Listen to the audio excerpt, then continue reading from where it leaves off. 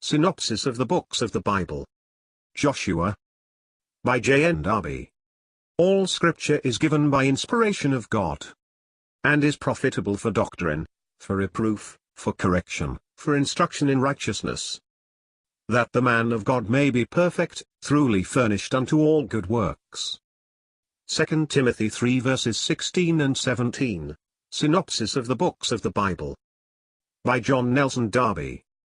Joshua, chapter 6. The foundation principles of Israel's conquests shown in Jericho's fall. In Joshua 6 we find the principles on which the conquests of Israel are founded. The work is altogether God's. He may indeed exercise his people in conflict, but it is he who does all. They went up every man straight before him. There is submission here in the use of means, readiness to follow a course which, in the eyes of the world, is absurd and without object, but which loudly proclaims the presence of the Lord in the midst of his people. There is entire dependence upon God, a perfect confidence in him, which openly declares it has nothing else to do but to obey him. The promise is sure, they act in obedience. That is the principle Joshua, type of the energy and the mind of the Spirit in one who enjoys communion with the Lord, is certain of success, and in this assurance of faith, he acts without hesitation. In effect, all the strength of the enemy falls to the ground without the use of any means that could account for it.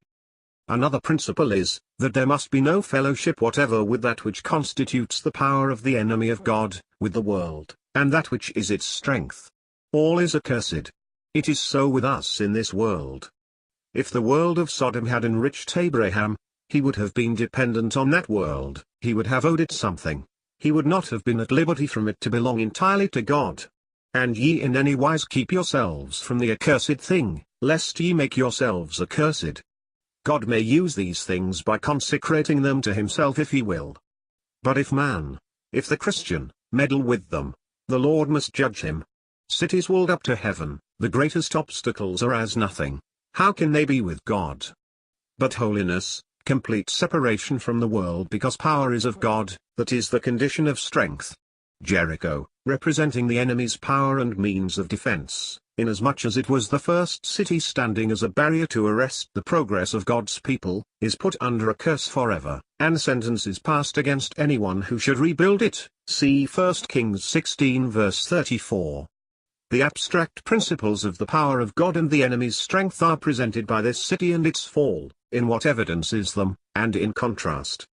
But, if God is there, and the world is utterly condemned, his grace calls out from this world a people saved by faith from its abominations, and Rahab, a poor unworthy sinner, is saved from its judgment and has her place and part with the people of God. See note. Note. It is noticeable that she, like Ruth, the stranger, is in the line of the Lord's royal genealogy. Matthew 1 verse 5, end of note.